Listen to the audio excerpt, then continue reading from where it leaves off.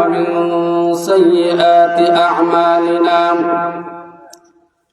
من يهده الله فلا مضل له ومن يضلله فلا هادي له ونشهد أن لا إله إلا الله وحده لا شريك له ونشهد أن سيدنا وسندنا وحبيبنا ومولانا محمدا عبده ورسوله أرسل إلى الناس كافة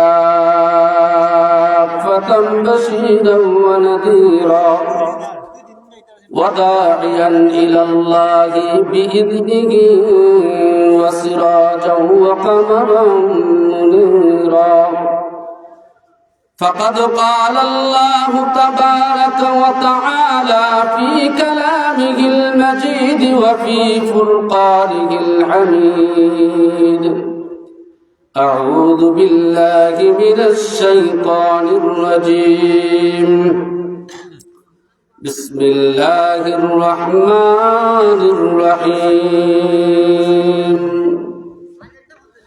ألهاكم التكاثر حتى زرتم المقابر كلا سوف تعلمون ثم كلا سوف تعلمون كلا لو تعلمون علم اليقين لترون الجحيم ثم لترونها عين اليقين ثم لتسألن يومئذ عن النعيم بارك الله لنا ولكم في القرآن العظيم ونفعنا وإياكم بالآيات والذكر الحكيم وقال الله تبارك وتعالى في شان حبيبه ومحبوبه آمرا ومخبرا إن الله وملائكته يصلون على النبي يا أيها الذين آمنوا صلوا عليه وسلموا تسليما صلى الله على سيدنا ومولانا محمد وعلى آله وأصحابه وبارك وسلم صلى الله على سيدنا ومولانا محمد وعلى آله وأصحابه وبارك وسلم محبت السلام আমরা কয়েক মর্তবা জিকির করি লা ইলাহা ইল্লাল্লাহ লা ইল্লাল্লাহ জুরে লা ইলাহা আরো জুরে লা ইলাহা ইল্লাল্লাহ লা ইলাহা ইল্লাল্লাহ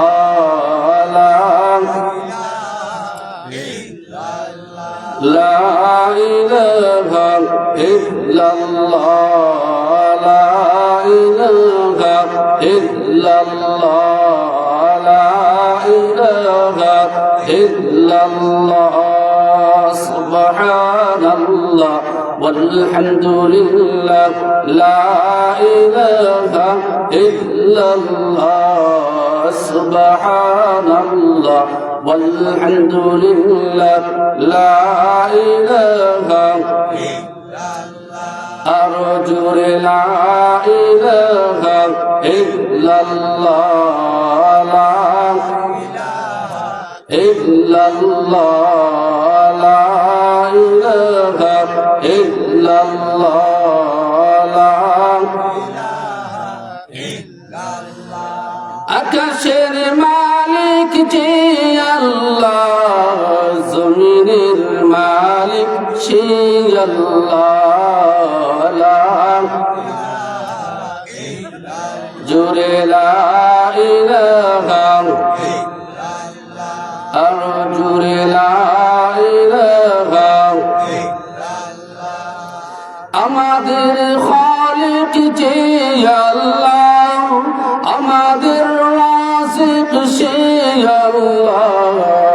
লা ইলাহা ইল্লাল্লাহ, লা ইলাহা ইল্লাল্লাহ, লা ইলাহা ইল্লাল্লাহ।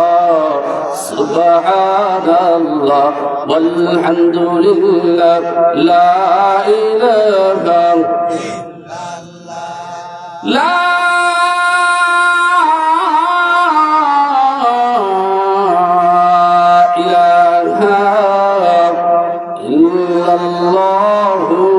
মুহাম্মাদুর রাসূলুল্লাহ সাল্লাল্লাহু আলাইহি ওয়াসাল্লাম।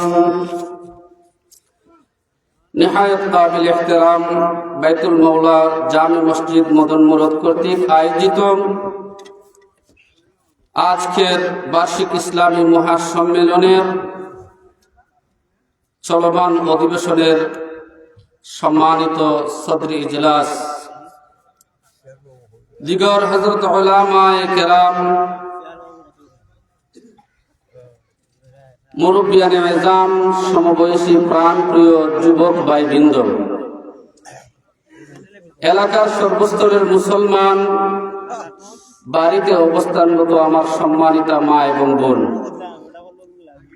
সম্মানিত সুধী সমাজ এবং আজকের এই মাহফিলকে সাজাইতে গিয়ে যে সমস্ত ভাইয়েরা অত্যন্ত অক্লান্ত পরিশ্রম করেছেন,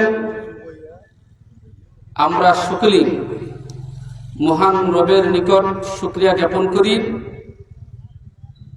এই গভীর রজনীতে আমরা সকলেই বলি আলহামদুলিল্লাহ। পিয়ারে হাজিরিন, হয়তো আপনারা অনেক সময় ধরে আজকে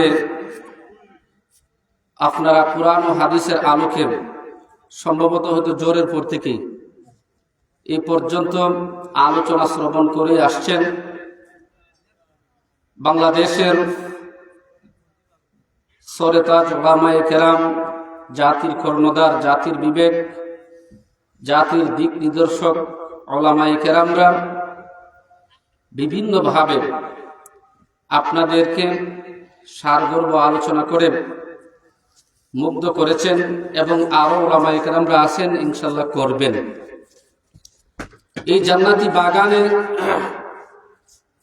আমাদের মতন কিছু মানুষকে আল্লাহ যে যাচাই আর বাছাই করে, মোটামুটি কনকনে শীতি, এখন কিছু শীত করে, যদিও দিনে তেমন বেশি শীত ছিল না, গতকালকেও ছিল না, তথাপিও এখন যেহেতু একটু রাত্র গভীর হয়েছে, সেই হিসাবে ঠান্ডার প্রখরতা কম নয়, আছে বেশি। তথাপিও আল্লাহ যাদেরকে মায়া আর মহব্বত করেন, আল্লাহ যাদেরকে ভালোবাসেন, আর আমরা যারা আল্লাহকে ভালোবাসি, আল্লাহ যাদেরকে ভালোবাসেন আর আমরাও যারা আল্লাহকে কি করি, আরো জোরে ভালোবাসি। আল্লাহর ভালোবাসা আমাদের অন্তরে আছে আর আল্লাহও আমাদেরকে ভালোবাসেন। সেই হিসাবে আমাদেরকে আল্লাহ কি করছেন, আরামের বিছানা আছে, সেই বিছানায় আমাদেরকে নেন নাই, বরং জান্নাতি এই বাগানের মধ্যে বসার মতন তৌফিক দিয়েছেন। জুড়ে বলেন আলহামদুলিল্লাহ। এটা খুশনসিব, এটা খুশনসিব। এই জন্য আমরা এই এলাকাটা কওমি অধ্যুষিত এলাকা, প্রত্যেকেই আমরা তবলিগে না গেলেও আমরা তবলিগ জামাতের সাথে সম্পৃক্ত, ঠিক না বেটি? তবলিগ জামাতের একটা কিতাব আছে, সেই কিতাবের নাম হলো ফাযাইলে আমল। আছে না? এই ফাজাইলে আমলের মধ্যে আল্লামা জাকারিয়া রহমতুল্লাহি আলাইহি আল্লাহর এক প্রিয় বান্দির বা একজন প্রিয় বান্দা ইতিহাসে সংক্ষিপ্ত ভাবে তুলে ধরেছেন। সে একটা মানুষের কৃতদাস ছিল। ওই কৃতদাস ব্যক্তি অত্যন্ত জীর্ণ শীর্ণ মানে চিকন চাকন আছিল, মরা ধরা, আমরা দেশের ভাষায় হয় মরা ধরা। শরীরের মধ্যে স্বাস্থ্য তেমন বেশি আসিল না, শরীর শক্তি টক্তি তেমন বেশি আসিল না, এরকম মানুষ আছে না? এই মানুষটারা যখন বাজারে না তুলছে তখন কেউ কিনে নেয় না। কাজের লোককে কেউ কিনে নেয় না, কারণ সবাই দেখকে ওই কয়ার সর্বনাশ, তারে নিয়ে আমরা কোনো কাজই বলি, সুতরাং নেয় না। একজন মানুষে ওই মানুষটারা নিছে, তো নেওয়ার সময় ব্যক্তি শর্ত দিছে যে সাপ, আমার শরীরের মধ্যে যে শক্তি আছে সেই শক্তি প্রয়োগ করে আপনার কাজ আমি করবো, আপনার কাজগুলো আমি সম্পাদন করব, তবে আমার শর্ত আছে। এক নম্বর শর্ত হলো আমার যে আল্লাহ তাআলার নির্ধারিত 5 ওয়াক্ত ফরজ নামাজ আছে। কয়েকটা ফরজ নামাজ? আরো জুড়ে 5 ওয়াক্ত ফরজ নামাজ। এই 5 ওয়াক্ত ফরজ নামাজ আমার পড়ার সুযোগ দিতে হবে। আমার সম্ভব হলে আমি জামাতের সাথে আদায় করব, আর যদি সম্ভব না হয় এমন জায়গাতে গেলাম যে জায়গাতে জামাতের সুযোগ সুবিধা নাই, তথাপিও নামাজের জন্য আমাদের সময় দিতে হবে। বুঝি 2 নম্বর শর্ত কি? যে 2 নম্বর আমার শর্ত হলো কাজকর্ম সম্পাদন করার পরে আমাকে যখন ঘুমানোর জন্য আপনি আদেশ করবেন, তখন আমাকে একটা নির্জন স্থান, কক্ষ আমাকে দিতে হবে। আমি একাকি একটা রুমের মধ্যে থাকবো, আমি যৌথ ফ্যামিলি রুমের মধ্যে আমি থাকবো না, এককভাবে একটা রুমের মধ্যে আমি থাকবো। আমি যখন এই রুমের মধ্যে থাকবো তখন সময় কেউ যেন এই রুমের মধ্যে আর যাওয়া আসা যেন না করে। এটা ঠিক আছে, অসুবিধা নেই, এটা তো আর তেমন বেশি কঠিন শর্ত না। যাই হোক, সে এই শর্তের সাপেক্ষে ওই ব্যক্তির গোলামিতে গেল। যাওয়ার পরে সে আল্লাহর ইবাদত বন্দেগী করে, মালিকের কাজকর্ম করে, প্রতিদিন রাত্রে সে আল্লাহ তাআলার ইবাদত বন্দেগী করে, আল্লাহর কাছে দোয়া করে, যায় আল্লাহ তুমি যে আমারে ভালোবাসো, তুমি যে আমাকে ভালোবাসো, সেই ভালোবাসার কসম আল্লাহ তুমি আমার তামাম জিন্দেগীর সমস্ত গুনাহগুলো মাফ করে দাও। এইভাবে দোয়া করে ওই মালিকে। সে যে আমার কয়েকটা শর্ত দিল। আচ্ছা, নামাজ তো পড়ে আমি মাঝে মধ্যে দেখি, কিন্তু নির্জন কক্ষ সে চাইলো, একা একই থাকবে সেই কথা বললো। দেখিছেন একা একিটাকে কি করে, একটু দেখার দরকার আছে, পরীক্ষা নিরীক্ষা করার দরকার আছে। সে দরজার সামনে গিয়ে যখন খান লাগাইলো, শুনে ওইভাবে সে আল্লাহর কাছে দোয়া করে, প্রভু তুমি আমারে যে ভালোবাসো, তুমি যে আমারে মহব্বত করো, আল্লাহ তোমার এই ভালোবাসার কসম, তোমার কসম আল্লাহ, তুমি আমি বান্দা হিসাবে যতটুকু তোমার ইবাদত বন্দেগী করার কথা ততটুকু আমি করতে পারি নাই। আমি গরিব, অসহায়, অনাথ, আমি আরেকজনের গোলাম, আমি তার গোলামি করার আগে, তার গোলামির পরে আল্লাহ তোমার গোলামি আমার করতে হয়। আমার দিনে কোনো সুযোগ নেই তোমার ইবাদত বন্দেগী করার। আল্লাহ এই রাত্রটা, যেই রাত্রটা আমারে আমার মালিকে দিছে ঘুমাইবার জন্য, সেই আমি আমার ঘুমানিটারে বাদ দিয়ে আল্লাহ আমি তোমার কাছে আমি আসলাম। আল্লাহ তুমি আমার এই ইবাদত গুলারে, আমার এই দোয়ারে তুমি কবুল করো আল্লাহ।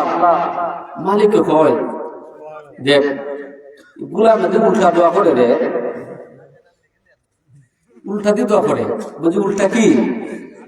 যে সে কি কইছে যে আল্লাহ তুমি যে আমারে ভালোবাসো, তুমি যে আমারে আল্লাহ ভালোবাসো। ওই ব্যক্তি কয়, হে গোলাম, ছোট আলী, তুই তো উল্টা দোয়া করতেছ। বাউ কইরা কর, বাউ কইরা লাইনে আয়, বেলাইনে যাস না। বুঝি লাইনে কি বুঝি, তুই বাবু আল্লাহ আমি যে তোমাকে ভালোবাসি, আল্লাহ আমি যে তোমাকে কি করি, ভালোবাসি। আল্লাহ সেই হিসাবে তোমার কসম, তুমি আমারে মাফ করে দাও। এমনি গোলামে কয়, মালিক আমি আমার লাইনে আমি ঠিকই বলছি, কিন্তু তুমি লাইনটা উল্টা বলছো। বুঝি এটা কিভাবে রে, বুঝি এটা কিভাবে? দেখেন, আমার লাইন ঠিক আছে, আমি যে লাইনে বলেছি আল্লাহ তুমি যে আমারে ভালোবাসো, এই লাইনটা আমার ঠিক আছে, কিন্তু মালিক তুমি যে আমারে বলেছো সেই লাইনটা হলো উল্টা। বুঝি এটা কিভাবে রে বাবা, উল্টা রে, উল্টা কিভাবে বুঝতে পারলাম না। তিনি বলেন, আমারে যে আমার আল্লাহ ভালোবাসেন তার ভালোবাসার প্রমাণ করো। ওরে মালিক তোমার আরামের বিছনায় শোয়া রাখছেন, তোমার পরিবারের মানুষকে আরামের বিছনায় শোয়া রাখছেন, আর আমার আল্লাহ যে আমারে ভালোবাসেন, ওই ভালোবাসেন বিদায় আমার আল্লাহ রাত্র না ঘুমাইয়া তার ভালোবাসার প্রেমে আমারে হাবু ডাবু খাওয়াচ্ছেন। সুবহানাল্লাহ বলতে না? আল্লাহ যদি আমারে ভালো না বাসতেন, আল্লাহর ইবাদত আমারে রাখতেন না। আল্লাহ যদি আমারে ভালো না বাসতেন, আল্লাহর দরবারে হাতটা তুলিয়া চোখের পানি আমার দ্বারা ফালাইতেন না। আল্লাহ যদি আমারে ভালো না বাসতেন, তাহলে আল্লাহ পাক আমারে এই কনকনে শীতে, ওই শীতের মৌসুমে আমার দ্বারাই ঠান্ডা পানি দ্বারা ওযু করাইতেন না। আমারে যদি আমার আল্লাহ ভালো না বাসতেন, তাহলে আমারে ওই আল্লাহ এই কবর রজনীতে আমার ভাই বেরাদর, আমার আত্মীয় স্বজন, আমার পাড়া প্রতিবেশী সবাই ঘুমাইছে, আরামে ঘুমে আছে, ঘুমের করে তারা বিপুল কত আরামে কত শান্তিতে তারা রাত্র কাটাইতেছে। কেউ আমোদ প্রমোদে বিবির সাথে সময়টা কাটাইতেছে, কিন্তু আমার আল্লাহ আমারে ভালোবাসেন বিদায় আমারে নিয়ে প্রেমের খেলা খেলছেন। আমার দ্বারা আল্লাহরে সজিদা করাচ্ছেন, আমার দ্বারা আমার গুনাহে মাফ চাওয়ার জন্য আল্লাহ আমারে আরামের বিছনা থেকে উঠাইছেন। এই জন্য মালিক আমি বলেছি, আল্লাহ গো তুমি যে আমারে ভালোবাসো, এই জন্য তোমারে কসম দিলাম গো আল্লাহ, তোমার ভালোবাসার কসম গো মাবুদ।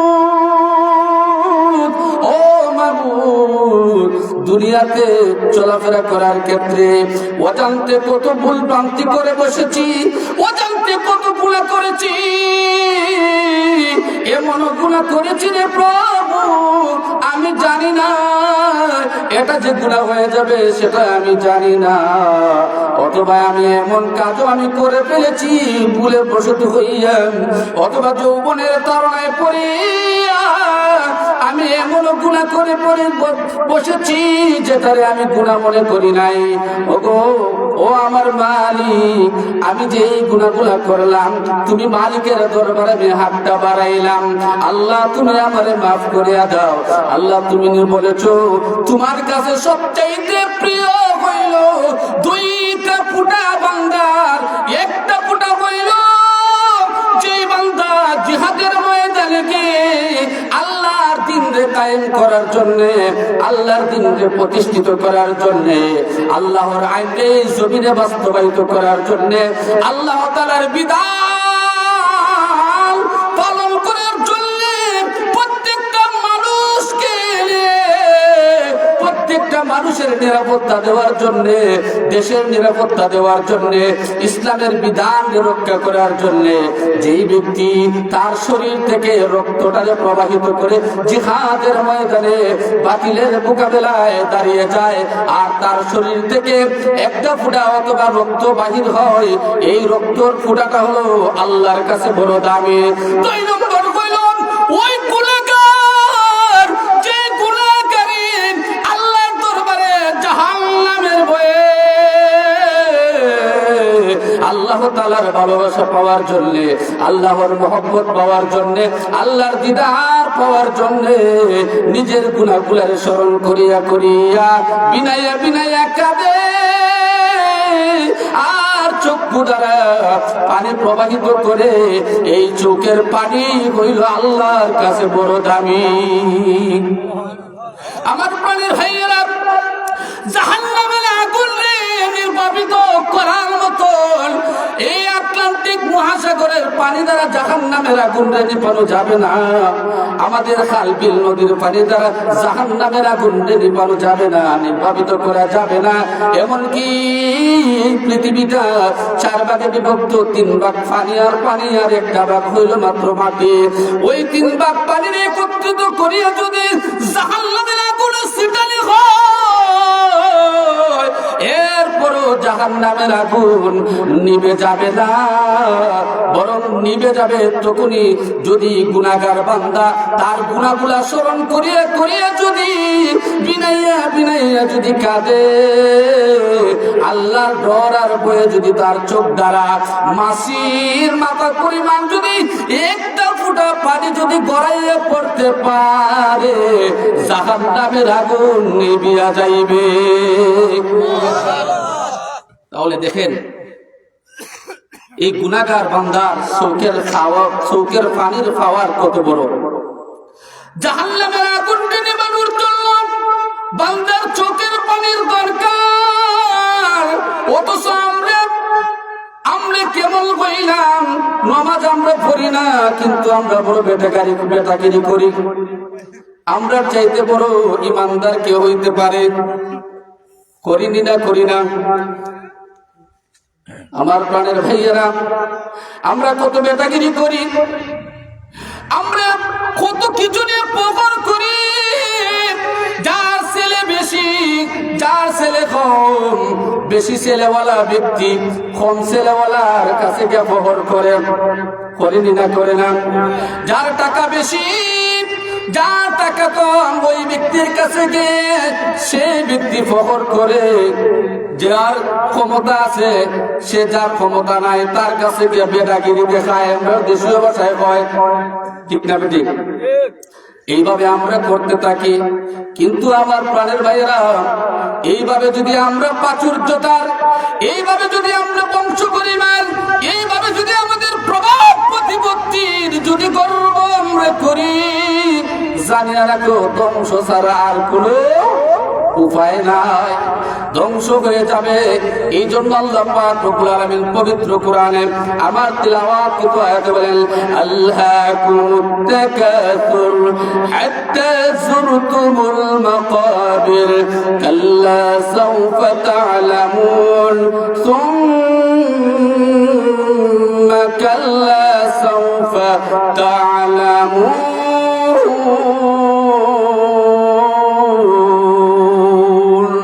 আল্লাহ বলেন, এই দুনিয়ার মানুষ, ও সমস্ত আমার মুমিন বান্দা, তোমরা তো আল্লাহকুমুত তাকাসুর, প্রাচুর্যতা নিয়ে তোমরা বড় অহংকার করতেছো, প্রাচুর্যতা নিয়ে তোমরা বড় প্রতিযোগিতায় লিপ্ত হয়ে গেছো।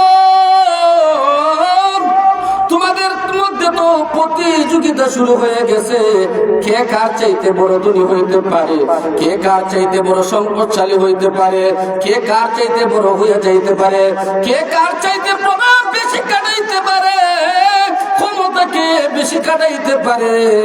এই নিয়ে তোমরা প্রতিযোগিতায় লিপ্ত হয়ে গেছো। আমাদের মধ্যে প্রতিযোগিতা আছে না নাই? আরো জোরে বলেন, আছে না নাই? ও ভাইজান, আমরা প্রতিযোগিতায় লিপ্ত।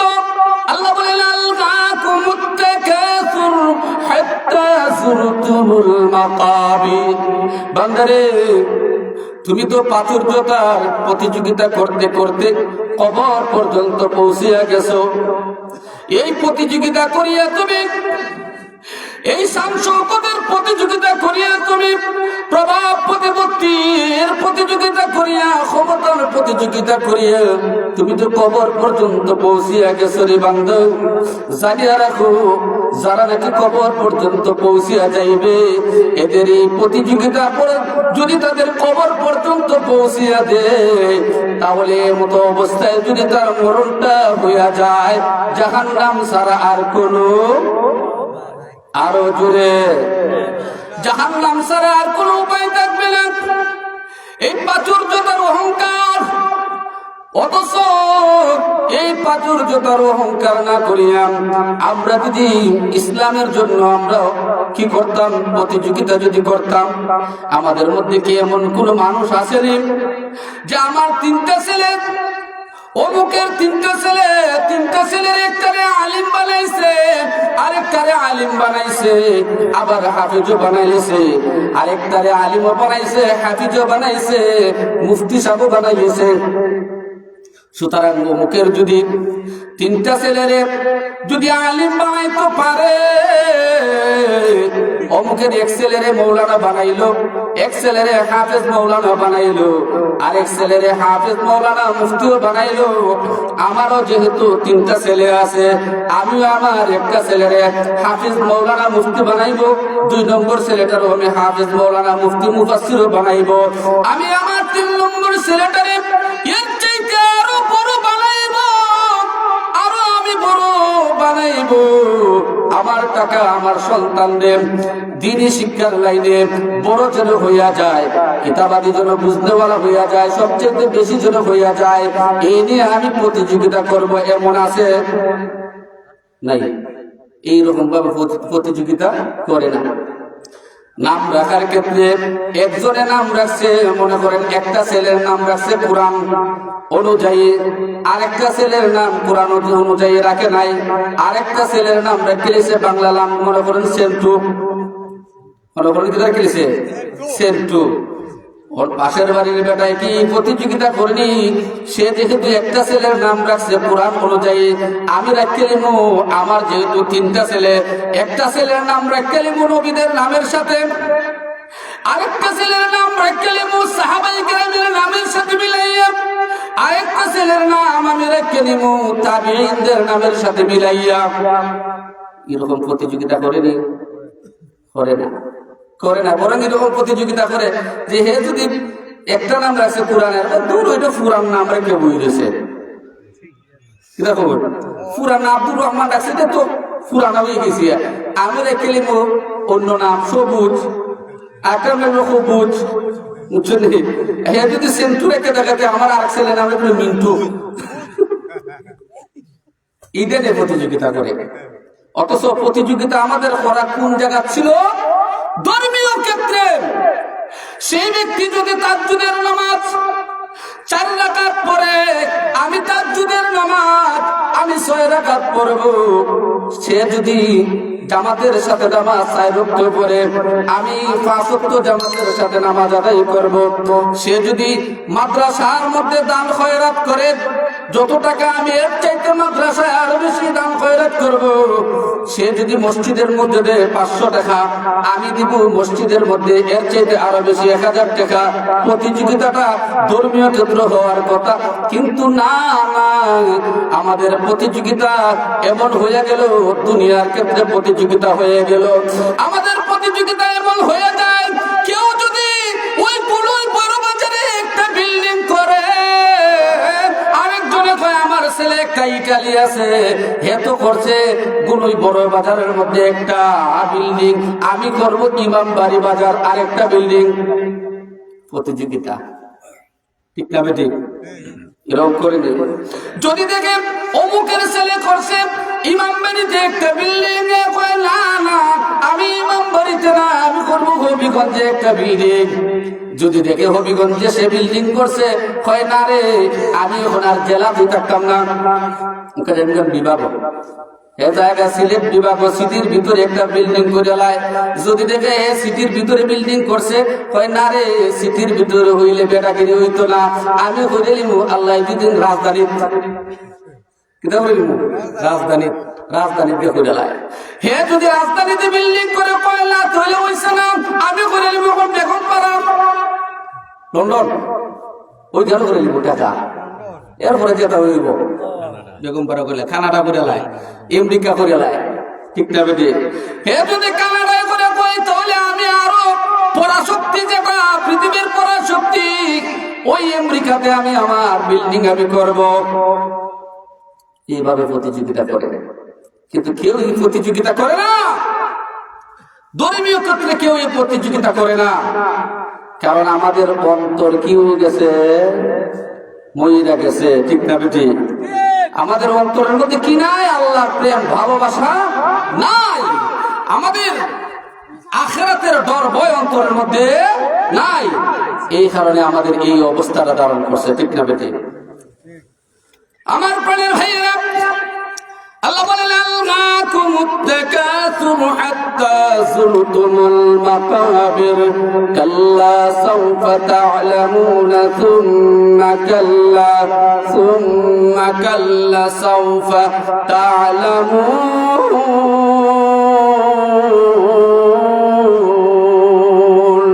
এই দুনিয়ার মানুষ শুনে রাখো,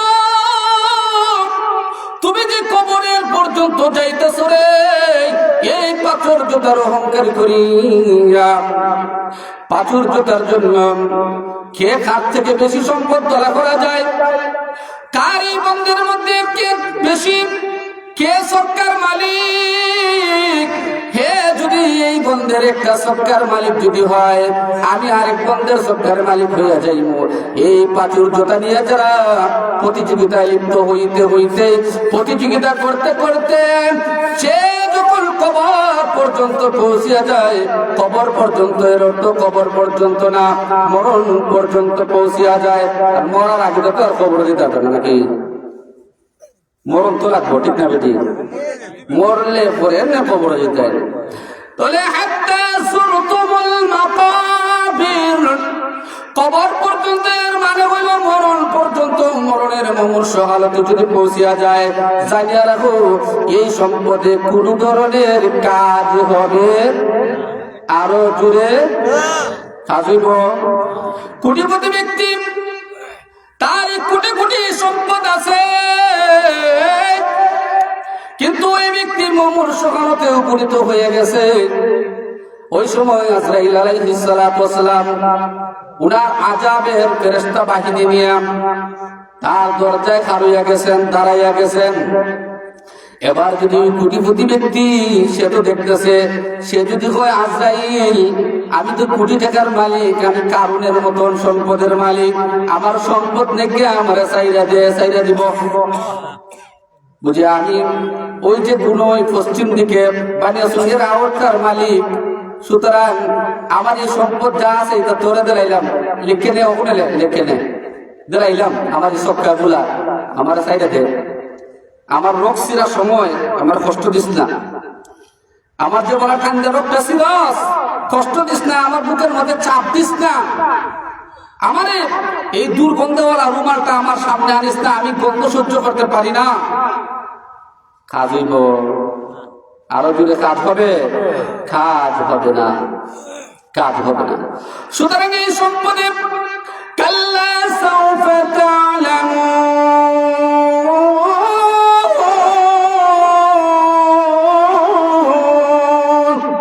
আল্লাহ বলেন কাল্লা, কখনো নয়, কখনো নয়। বান্দারে, যতই তুমি প্রাচুর্য নিয়ে তুমি প্রতিযোগিতা করো না কেন, যতই তুমি সম্পদের বড়াই করো না কেন, যতই তুমি সম্পদ তোলা করো না কেন, যতই তুমি পরের মাল আত্মত্যাগ করিয়া বড় কোটিপতি হও না কেন, এই সমস্ত দিয়ে তুমি কখনো নাজাত পাওয়াটা সম্ভব নয়। এই সব কিছু তোমার কেউ উপকারে আসবে না অপকারে আসবে, সেটি সম্পদে তোমারে ওই যে প্রাচুর্যতার যে তুমি প্রতিযোগিতা তুমি করেছ, এই প্রতিযোগিতা করায় তোমার লাভ হইবে না ক্ষতি হইবে, সাওফা তা'লামুন, অচিরেই তুমি জানতে পারবে, অচিরেই জানতে পারবে। কিতা কই যাইছো, কি কাজ করছো, এটা অচিরেই জানতে পারবা কোন সময় যখন নমর সহালতে উপনীত হয়ে যায়। ঠিক না বেবি? কোটি কোটি টাকার সম্পদ। ও আমার প্রিয় ভাইয়েরা, আপনারা জানেন আমাদের এই পুরানগাঁও এলাকায় ওই একজন ডাক্তার ছিলেন, বড় একজন ডাক্তার, নাম জানো নি? মনসম্বর খালেক ডাক্তার খালেক সাহেব। তো খালেক ডাক্তার আমরা সিলেটের মধ্যে সবচেয়ে বড় একজন ডাক্তার ছিলেন। খালেক ডাক্তার সাহেব, উনিও ডাক্তার, উনার ছেলেও ডাক্তার, ছেলের বউ ডাক্তার, এরা বড় ডাক্তার। কিন্তু উনার নাতি মারা যায়। উনি, আমরা যখন দরগার মধ্যে ছিলাম, তো দরগাতে তিনি গেছেন। আমরা মুফতি আবুল কালাম সাহেব জাকারিয়া রহমতুল্লাহ আলাইহি এবং আমাদের মুফতি সাহেব হুজুর আব্দুল হান্নান সাহেব রহমতুল্লাহ আলাইহি উনাদের কাছে গেছেন। গিয়া কইলেন যে আমি মাদ্রাসার মধ্যে একটা আমি গরু দিব আর সমস্ত ছাত্ররা আমি মেহমানদারি করাইব। তো হুজুর ঠিক আছে আলহামদুলিল্লাহ। বুঝি আমার আরেকটা আবদার, আমি ছাত্ররা নিয়ে কিছু কথা কইতাম চাই, আপনারা একটু দয়া করে আমি ছাত্ররা কাছে একটু দোয়া আনবো, ছাত্ররা সাথে আমি কথা বলবো, আমার মনের একটা আবেগ ব্যক্ত করবো। হুজুরে কি করলেন, সব ছাত্ররা আমরা 3 তালাক দিলেন। দরকার সব ছাত্ররা 3 তালাক দিছেন। নেওয়ার পরে সেই ব্যক্তি হয় মনের আবেগ প্রকাশ করে যে দেখো আমিও ডাক্তার, যে ছেলেটা মারা গেছে আমার ছেলেও সে ডাক্তার, অর্থাৎ ওই যে ছেলেটা মারা গেছে তার বাবাও ডাক্তার, তার মাও ডাক্তার, ধরতে গেলে আমরা ডাক্তারেরই বংশধর। কিন্তু কি হয়ে গেল, আমরা ডাক্তারি, আমাদের ডাক্তারির কারণে কত মানুষ নাজাত পাইছে, রোগ থেকে মুক্তি পাইছে, কত মানুষ আরাম পাইল, কত মানুষকে আমরা চিকিৎসা করলাম জীবনে। কিন্তু কি হয়ে গেল, ডাক্তারের ঘরে ডাক্তারের বাচ্চা, ওই ডাক্তারের বাচ্চারে আমরা ডাক্তার হইয়া একটু তার চিকিৎসা করার পর্যন্ত সুযোগ পাইলাম না। আমরা অত জ্ঞান, আমরা কত পুরের মরা, একবারে গেছি গিয়া শীতের মধ্যে দল সাধারণ বুক লড়ে, এরকম মানুষকে আমরা চিকিৎসা করছি। আল্লাহর রহমতে এই মানুষ সুস্থ সবল হইয়া গেছে। কিন্তু আমাদের যে এই সন্তানটা, আমাদের যে এই নাতিটা, এটা হঠাৎ করে দেখা যায় এমন অবস্থা হইলো, আমরা পরীক্ষা নিরীক্ষা করে কোনো ধরনের কিচ্ছু পাইলাম না। আমাদের তো টাকা পয়সা অভাব নাই, আমার তো একটা দস্তখত দিলে পরে মাদ্রাজ এমনি কবুল করে এমনি গ্রহণ করে। বাংলাদেশের যে কোনো হসপিটালের মধ্যে আমার দস্তখতের অনেক মূল্যায়ন করে, এমনকি ভারত আরো বিভিন্ন দেশের মধ্যে আমার দস্তখতের মূল্যায়ন করে। চিকিৎসার কোনো অভাব হইল না। কিন্তু আমাদেরকে আল্লাহ আমাদের এই সন্তানটারে একটুকটা চিকিৎসা করার সুযোগ আল্লাহ দেন নাই। কত দুঃখ অন্তর।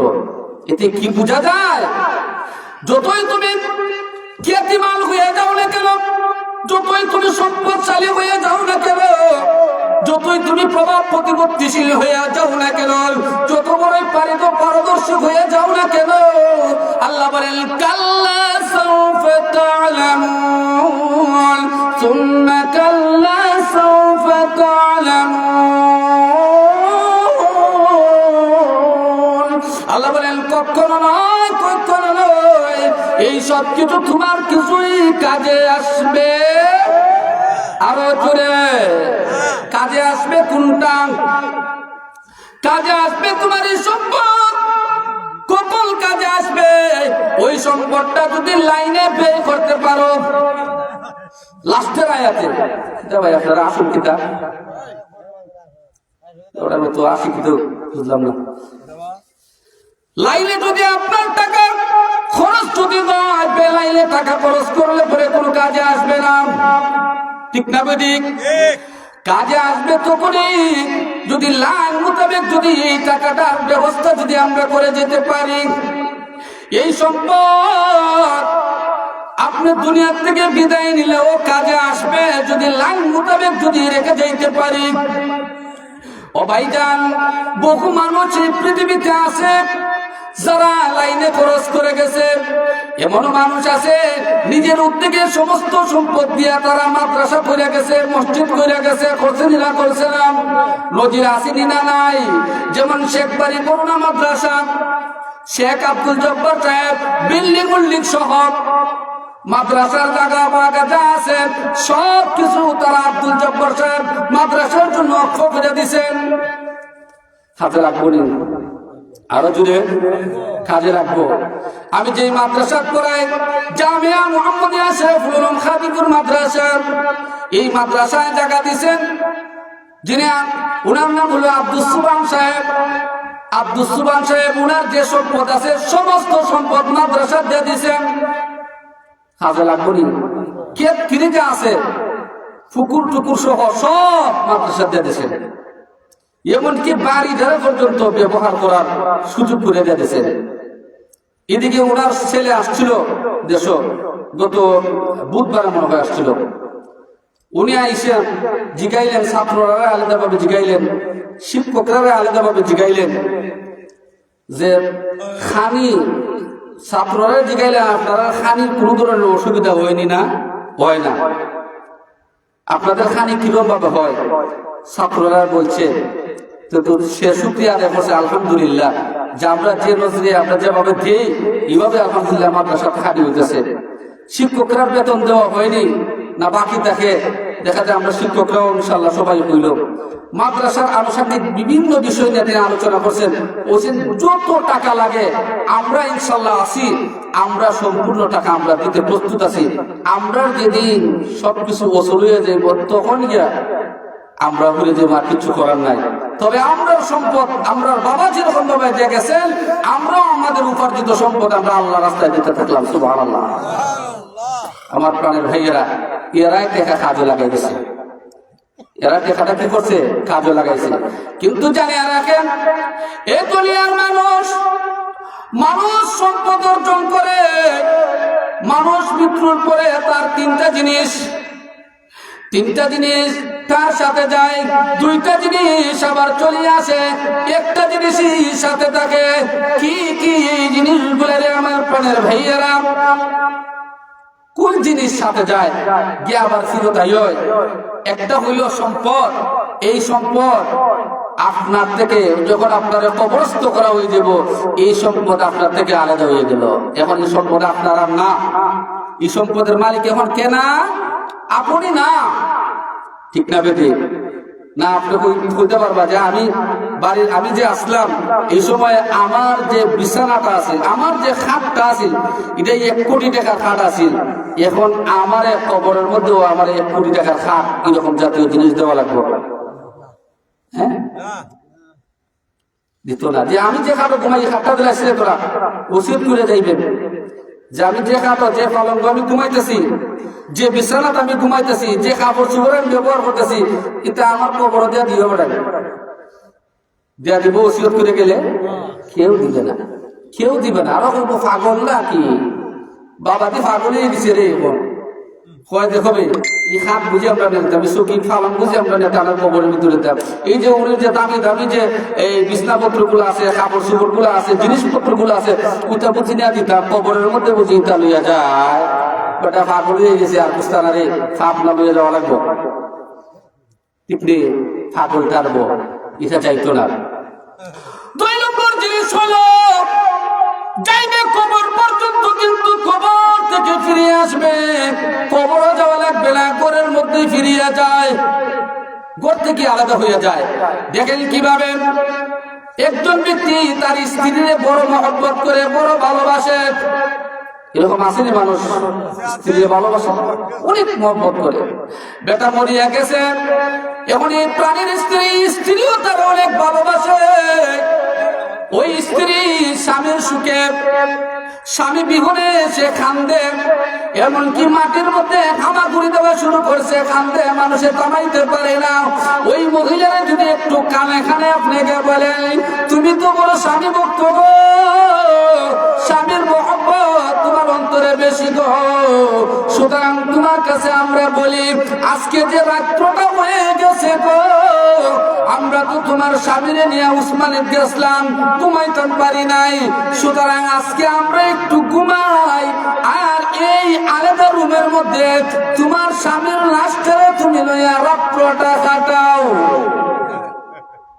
খাটাইব জুড়ে কোন খাটাইতো না কেন? এতদিন খাটাইছে না, সইরা যায় প্রাণের স্ত্রীও। وأمه وأبيه وصاحبته وبنيه لكل امرئ منهم يومئذ شأن يغنيه।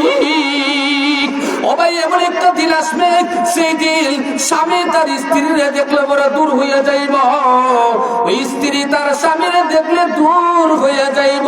এইটা দুনিয়ার থেকে শুরু হয়ে যায়, যখন আপনার অন্তর থেকে, আপনার ভিতর থেকে রূহটা উড়িয়ে যাইবে, তখন ওই দেখা যাইবে স্ত্রী কতটুকু মহব্বত করে। কি করে কতটুকু মহব্বত করে দেখা যাবে তখন। ছেলেরে বাবাই মহব্বত করে নিজে না খাইয়া খাওয়ায়, বাজারও গেছে, বাজার গিয়ে অন্তর চাইছে একটা জিনিস খাইবে, হাতও নিছে, নেওয়ার পরে ছেলের কথা স্মরণ হইয়া গেছে, ওই জিনিসটা নিজে না খাইয়া পকেটের মধ্যে পড়িয়া ছেলের জন্য নিয়ে আইছে। এত মহব্বত ছেলের করে, ছেলেও বড় হইয়া বাবারে বড় মহব্বত করে। বিভিন্ন জায়গা গেছে, যেটা চয়ে গেছে নিজে খাই নাই, না খাইয়া বাবার জন্য নিয়ে আইছে।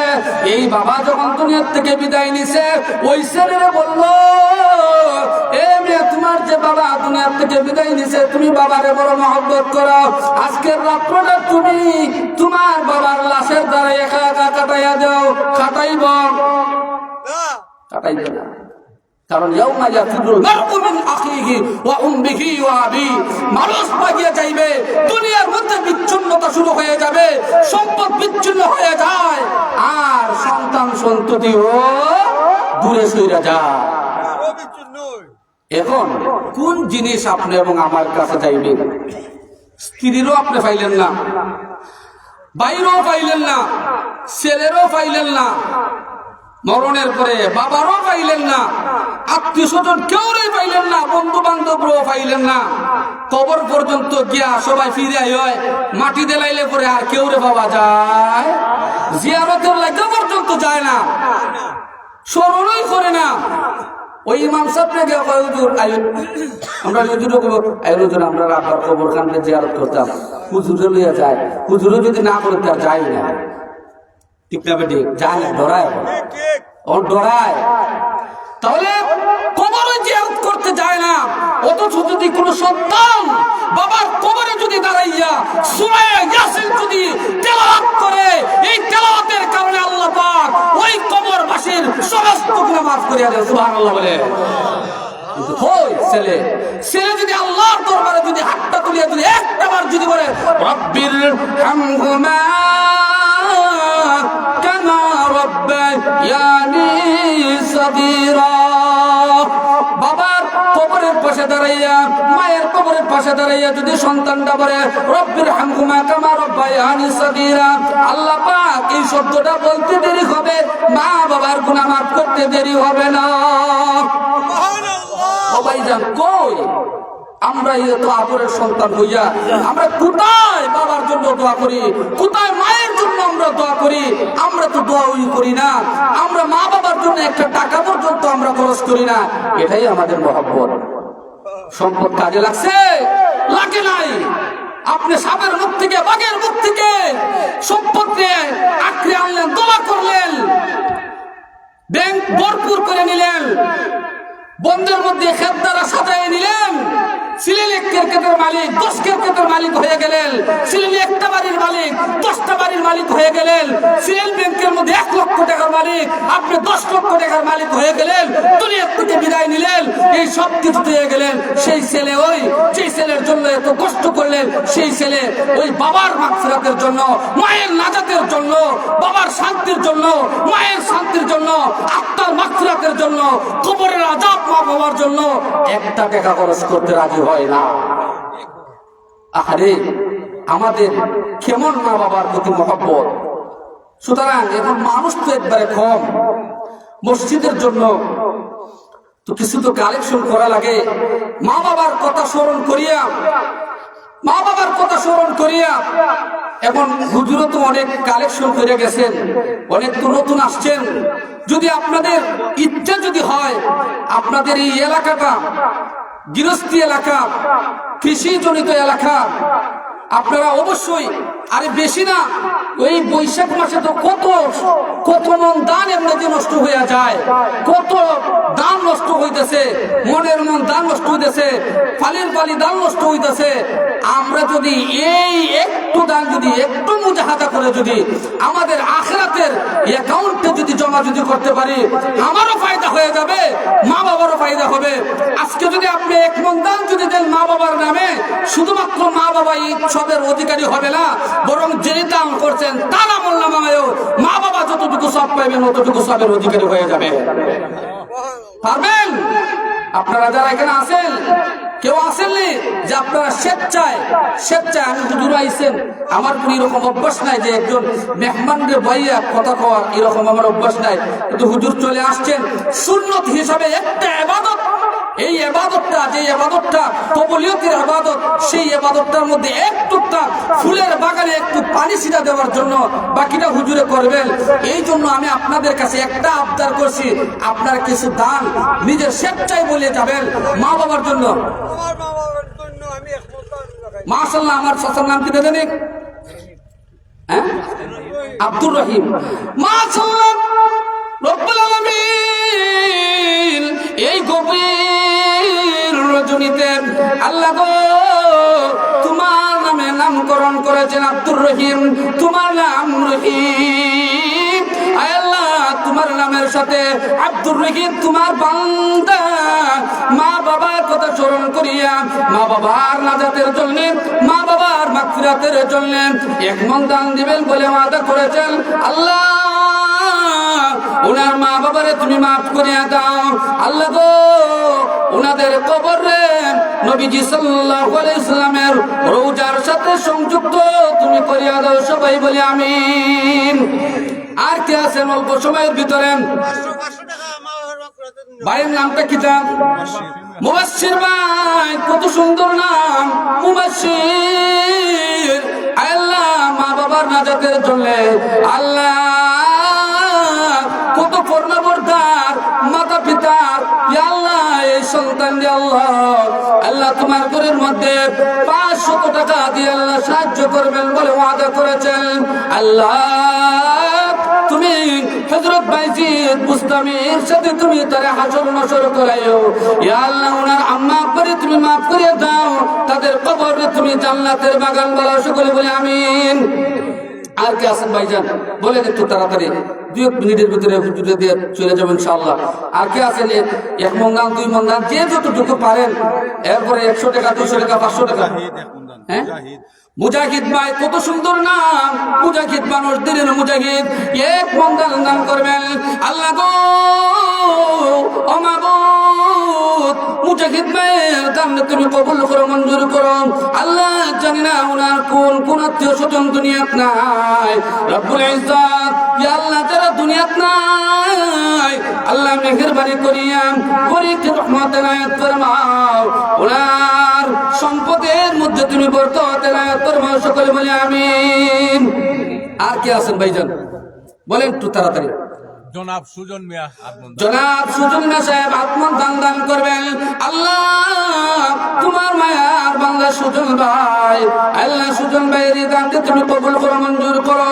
আল্লাহ গো, তোমার ঘরের মধ্যে তিনি সাহায্য করেছেন, কাল কিয়ামতের ময়দানে, কঠিন হাসরের ময়দানে তোমার ভাইয়ের বান্দারে সাহায্য করিয়া ইয়া আল্লাহ তুমি জান্নাতে সমাসীন তুমি করিও, সকলে বলে আমিন। নূর মিয়া সাহেব 1 মন দান দিবেন। আল্লাহ, আপনার দানকে তুমি কবুল করো, মঞ্জুর করো, চিন্তা মুর্দারে তুমি মাফ করে দাও। আল্লাহ, কামাই রুজিতে তুমি বরকত দান ফরমাও। ইয়া আল্লাহ, হজ করার তুমি তৌফিক দান ফরমাও, সকলে বলে আমিন। জনাব আহসান খান জনাব আহসান খান এহমন্দান 1000 টাকা 1000 টাকা দিবেন। আল্লাহ আহসান অর্থ সুন্দর, অত্যন্ত সুন্দর। ইয়া আল্লাহ উনার ভিতর বাগের সবকিছু আল্লাহ তুমি সুন্দর তুমি করে দিও। আল্লাহ উনার আখিরাতের পথটারে তুমি সুন্দর করিয়া দিও, কবরের জিন্দেগিটারে তুমি সুন্দর করিয়া দিও। ইয়া আল্লাহ দুনিয়ার জিন্দেগিও তুমি সুন্দর করে দিও। সকলে বলে আমিন। আর কি আছেন ভাই, একটু তাড়াতাড়ি বলেন, একটু তাড়াতাড়ি বলেন। সুবহানাল্লাহি ওয়া বিহামদিহি সুবহানাল্লাহিল আযীম। সুম্মা লা তুসআলুনা ইয়াওমাইদিন আনিন নাঈম। আল্লাহ পাকে জিগাইবেন। ওখানের মধ্যে হযরত ওমর থেকে হাদিস আছে যে আল্লাহ পাকে জিগাইবেন একটা লুকমা যে খাইছেন সেই লুকমাটা সম্পর্কে আল্লাহ পাকে জিজ্ঞেস করবেন। সুবহানাল্লাহ তাআলা। এই যে আল্লাহর নিয়ামত, এই নিয়ামত সম্পর্কে আল্লাহ জিজ্ঞাসা অবশ্যই করবেন, জবাব দেওয়া লাগবে। কিভাবে আমার এই লুকমা অর্জিত হলো আর কিভাবে আমি খাইতে পারলাম, হালাল ভাবে খাইছি না হারাম ভাবে খাইছি, জিগাইবেন, আল্লাহ জিগাইবেন, উত্তর দেওয়া লাগবে। আর কে আছেন ভাইজান? সুবহানাল্লাহি ওয়া বিহামদিহি সুবহানাল্লাহিল আযীম।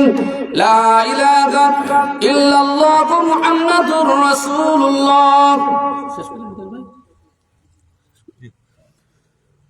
আমার কথাবার্তা যদি কোনো ভাই বাবা যে আঘাত পেয়ে থাকে, কষ্ট পেয়ে থাকে, মেহেরবানি করে ক্ষমার দৃষ্টিতে দেখবেন। আসসালামু আলাইকুম ওয়া রাহমাতুল্লাহি ওয়া বারাকাতুহু।